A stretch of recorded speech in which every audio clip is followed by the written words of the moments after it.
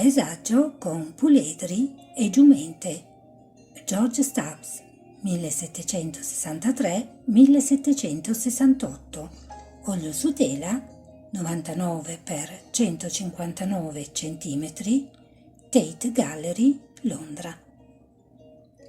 Con mano abile e sicura e con delicato realismo, Stubbs ha raffigurato i cavalli e il fogliame dell'albero che li sovrasta, cogliendo con grande precisione ogni particolare, dai crini della coda e dagli zoccoli degli animali ai diversi colori dei loro mantelli, alle singole foglie della quercia.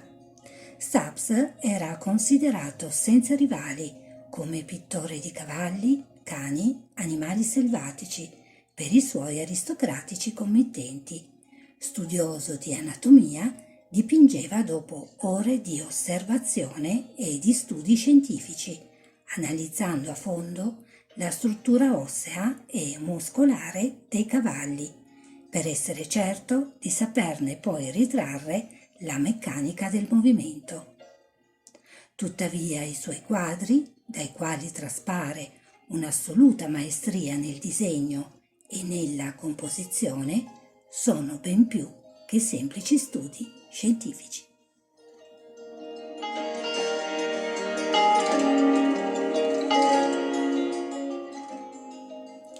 Ringraziandovi per la visione e l'ascolto di questo video, vi invitiamo ad iscrivervi al canale Il Cappello di Irma, attivando anche la campanellina per ricevere i prossimi video che pubblicherò.